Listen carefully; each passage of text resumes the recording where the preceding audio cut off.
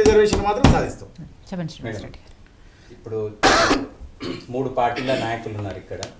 So కేంద్ర ప్రభుత్వంలో ఉన్న బీజేపీ, రాష్ట్ర ప్రభుత్వంలో ఉన్న శ్రీనివాస్ గారు, ప్రతిపక్షం పార్టీలో ఉన్న కాంగ్రెస్.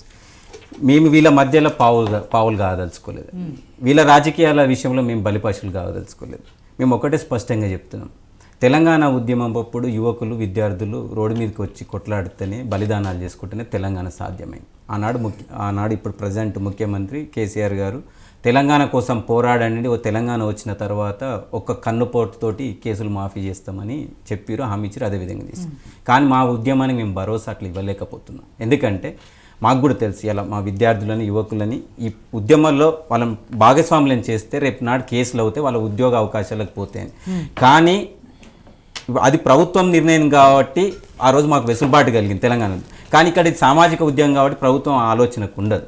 కానీ మేము ఒక్కటే చెప్తున్నాం, ఇప్పుడు ఈ రిజర్వేషన్ అమలు కాకుండా ఉద్యోగాలు గిట్ట నోటిఫికేషన్లు జారీ అయితే ఇప్పుడు ఈ ఉద్యోగ అవకాశాలు కోల్పోయిన విద్యార్థులంతా రేపు రోడెక్కుతారు.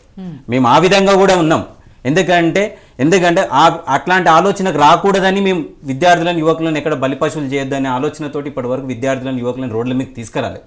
కానీ ఇప్పుడు ఆ రిజర్వేషన్లు అమలు కాకుండా ఉద్యోగాల నోటిఫికేషన్లు వస్తే మాత్రం ఎవరైతే అవకాశాలు కోల్పోతున్న విద్యార్థులు, యువకులంతా రేపు రోడ్డు మీదకి వస్తారు, యుద్ధ వాతావరణం ఏర్పడుతుంది. దయచేసి నేను శ్రీనివాస్ గారికి మళ్ళీ విజ్ఞప్తి చేస్తుంది ఏంటంటే, ఓ సానుకూల దృక్పథం మొదలైంది కాబట్టి ఇప్పటివరకు గురువారెడ్డి గారు అన్నట్టు రేపు గ్రాడ్యుయేట్ ఎలక్షన్ల కోసమో, రేపోతే కార్పొరేషన్ ఎలక్షనో, నాగార్జున బై ఎలక్షన్ కోసమే ఈ ప్రకటనలు, లీకులు జారీ అవుతున్నాయి అంటే మాత్రం రేపు తప్పకుండా అయితే గ్రాడ్యుయేట్ ఎలక్షన్స్లో అయితే ఎవరైతే గ్రాడ్యుయేట్లు ఓట్లు వేస్తారు అంత విద్యార్థులే కాబట్టి, యువకులే కాబట్టి వాళ్ళని చైతన్యం చేయడం పెద్దగా సమయం కూడా పట్టదు. ప్లస్ కార్పొరేషన్లు అయిన వరంగల్ ప్లస్ ఖమ్మం కార్పొరేషన్లో కూడా చైతన్యవంతులే ఉన్నారు. అది ఉద్యమాల గడ్డనే. నాగార్జున సాగర్లో కూడా తాడోపేట తేల్చుకుంటాం. కానీ అలాంటి వాతావరణానికి, అలాంటి రాజకీయ క్రీడలకు మమ్మల్ని తీసుకుపోవద్దని టీఆర్ఎస్ పార్టీని మరీ ప్రభుత్వాన్ని కోరుకుంటున్నాం. ఎందుకంటే తప్పకుండా ఇవన్నీ జరగముందుకే, ఈ పరిణామాలు మారముందుకే ఏదైతే పత్రికల ద్వారా సానుకూల ప్రకటన వస్తున్నదో, కోర్టు సూచన ద్వారా తప్పకుండా ఈ నోటిఫికేషన్లు జారీ కాకముందుకే ఈ రిజర్వేషన్ అమలైతే అన్నం పెట్టిన వాళ్ళకి ఎప్పుడైతే సున్నం అయితే పెట్టం మేము పేదలం. ఎందుకంటే గత ప్రభుత్వం బీజేపీ ఇచ్చినప్పుడు కూడా బహిరంగంగా మద్దతు పలికినాం.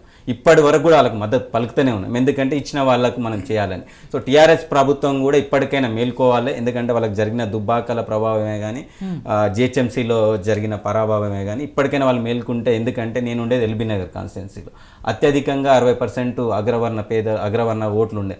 అక్కడ కంప్లీట్ స్వీప్ బీజేపీ స్వీప్ అయింది. 12 సీట్లకు 11 డివిజన్లకు 11 స్వీప్ అయింది. పక్కన ఉన్న మహేశ్వరం డివిజన్లో కూడా 2కు 2 బీజేపీ స్వీప్ అయింది. అంటే ఈ ప్రభావం చాలా ప్రభావంగా పడ్డది. ఎందుకంటే మేము పిలుపును కూడా ఇచ్చినాం, పట్నం రెడ్డి మేల్కో, నీ ఓటుతోటి పేదరెడ్డికి రిజర్వేషన్లు సాధించుకొని ఒక నినాదంతో మేము ఆ జిహెచ్ఎం సెలక్షన్లో ఒక ప్రభావితంగా పనిచేయగలిగినాం.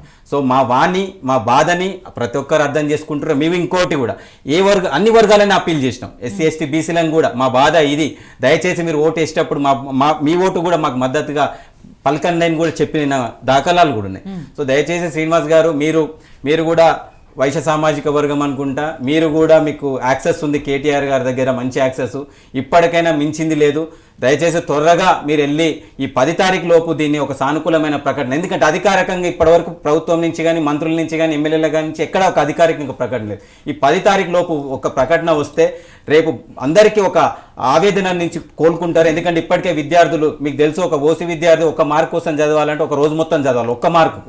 1 మార్కు కోసం ఒక రోజంతా జరిగితే 1 మార్క్ వస్తుంది అతనికి, ఆ మార్క్స్.